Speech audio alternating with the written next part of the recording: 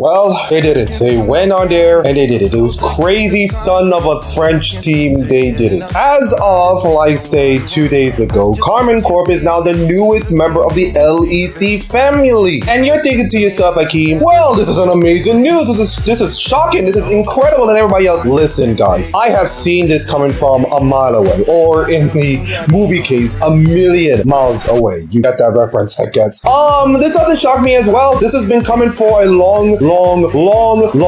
In fact, I wanted to read you something in order to get a little bit of how far they come here from the doldrums of like the lower leagues to become one of the most popular teams in all of not only French League of Legends, but all of World League of Legends, of course. So I wanted to read an article from 2021 from Dexerto, and I just wanted to learn how far they come here, how far they come, the players that they have, the success, the love affair, of course, the hate and love affair, of course, and why are they like the most dreadful team to not only G2 or Fnatic, but also to like any international thing. So stay with me as I'm about to read this article. So I will put the article description on below on YouTube, of course, and if you like the video, please like and subscribe and all the good stuff. So let me just read the article first. Why they were here. Why are they here in the first place? So let's just go back to March 2020. The journey of Karmine Corp, also known as K Corp, in League of Legends began in March 2020 when they acquired a spot in the LFL Division 2, the second tier of regional French League of Legends. Roster comprised young French talent included Adam Mania, who attended the 2021 World Championship with Fnatic, future Schalke 04 starter Elias Nuclear and Berserk. Also, by the way, these two are in the same team and they got an absolute clap by JDG. Well, they did have their moments, but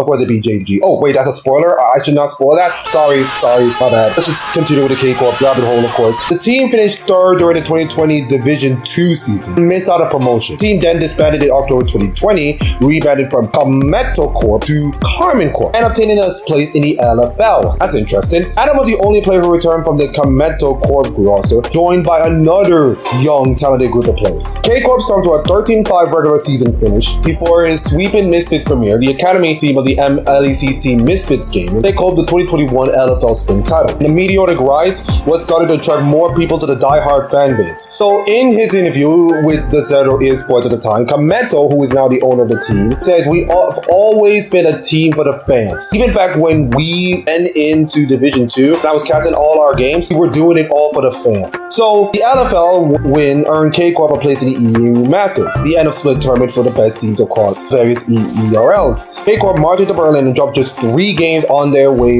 to a title. So let me just tell you something. They were a new team back in around 2020 when the whole pandemic and everything like everything else. They were a new team back in 2020, brought Adam and Nuke into them. By the way, both of them were in the same team, so I already mentioned that. Sorry again. I'm thinking.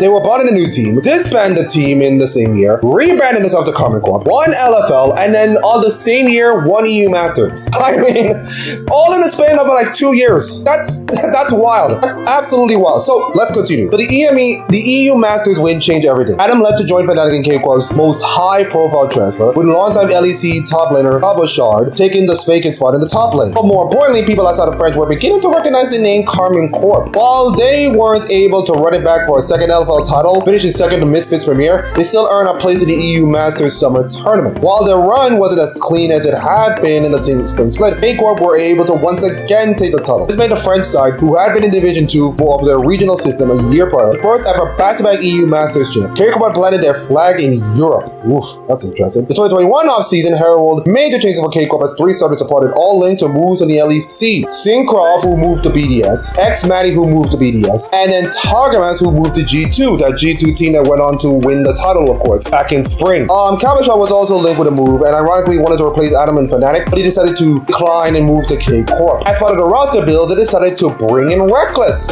from the off-season. And he said that bringing in Reckless is amazing. He's one of the best AD carries in Europe, and probably one of the best AD carries in the world. However, being able to bring him just goes to show how much people care about now. Kabashar choose to stay with us rather than the LEC, and people realize that Karmine Corp is the place. So, listen, Kabashar, who by the way was a LEC mainstay, could have just gone to anywhere. Could have gone to any LEC team. Decided to just, nah, I'm gonna sit here with my LFL buddies in Karmine Corp. It'll be fine. That's wild here. The Reckless brought in 28,000 new followers on Twitter and nearly 11,000 on November 16th. Day they announced the signing alone. And Reckless has been a major boost in followers, having 37,000 followers in 60. So Karmine, and this is by the way, this is 2021. This is 2021, mind you. And our next goal is to join the LEC. How amazing! They have a massive fan base. base, a track record of competitive success, and now, of course, they wanted to ready for the LEC. Now, the LEC decided to find out which one, and for Karmine Corp, they would either expand, of course, or put a team up for sale. They did it with Shaka, of course, when they decided to sell them out and replaced by BDS, of course, for about $31.5 million. Sheesh! But unfortunately, they realized, okay, they're not in a rush. The LEC will come to them, and we will get there when we get there, and until then, we're going to continue to leave our mark. And, of course, they announced it was on November 29th, and then, of course, your French identity is more important. He told us in the new lineup, he's always been a French team, and always have been, always will be, and all that kind of stuff. And then, of course, they were many teams that were to start with stop-ups, still expected us to win. They have good runs and everybody else. And then they wanted to add the tallies, back-to-back winners, of course. They did win a title, of course, this year, and they wanted to dominate LEC. They want to dominate when they leave the LEC, mind you. Sorry. 3 or 4 titles, of course. And then they wanted to make a splash, of course, having some big matches, have that big stadium match that, of course, they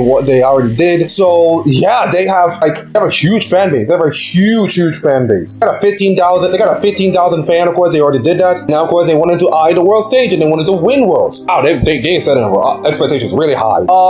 And they win worlds to be for fans and all the kind of stuff. Great. But I think he decided to remain modest and all the kind of stuff. That's good. I think he's been humble, of course. Yeah, a lot of things to talk about. I will leave the description below, of course. But let me just tell you something. I think he deserves this. So let me remember everybody that this team was denied entry in 2022. And I remember that his ownership kind of cried when that happened. So he was in tears when he didn't get in. And I was just feeling like they are going to get in. They're going to get in no matter what. It's going to happen. And of course, it's going to happen against another one of those established LEC teams. So they won. So they didn't win an LEC title, but they won another LEC title. They now won 3 EU Masters titles, of course, and haven't lost to any. So that's huge. That's absolutely huge. So when the news came out, I was thinking to myself, ooh, that is huge. That is a huge thing for the LEC. Let me tell you something. They have a new stadium, by the way, and of course they cannot host the matches in the new stadium. They have to play in these cramped up LEC arena, of course. But they have a new stadium to do what parties. They got a good fan base. They got the most talented team in all the EU Masters. And I'm saying to myself, let K Corp play G2. K Corp versus G2 will be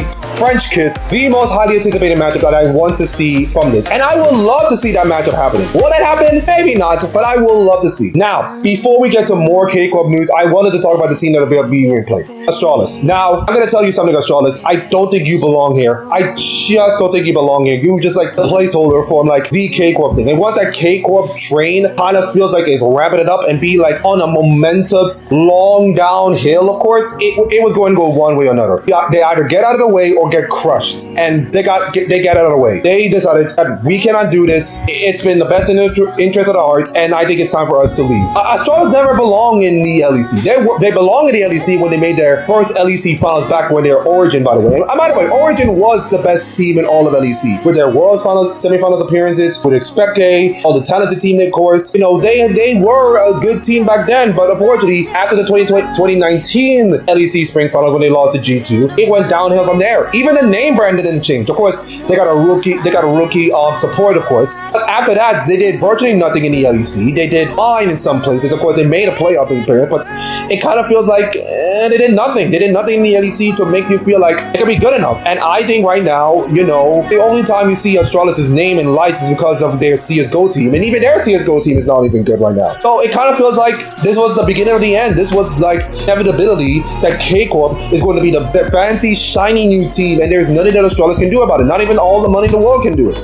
It was kind of like the beginning of the end. It was the inevitability. The stars have to be faded out, pun intended. And do I miss Astralisa? Sort of, but do I really miss Astralisa from a fan, a logical standpoint? Not that much. Not that much. And I feel like maybe these players might go to another team, but I will be shocked if K Corp can have the team that won EU Masters to play in their team. I do not want them to pick up the Astralisa lineup. I want them to pick the team that won EU Masters, except Kalist. And now, of course, we get to the news about Kalist. Now, Kalist is a young, incredible AD carry that I saw in the EU Masters finals. He's incredible, of course. He played well in that EU Masters, of course, but the problem is he's 16. Hakeem, why is that a problem? Because the LEC restrictions means that he's going to be 18 years old by the time the LEC season, of course. And because he's 16, he cannot be eligible to that, which sucks, which really, really sucks, because I really want to see him challenge Sama, of course, for the dominance of AD carry, of course. However, Karmine Corp decided to reinstate his contract for 2026, which means he could be in a little academy, of course. He can play like the academy team, of course.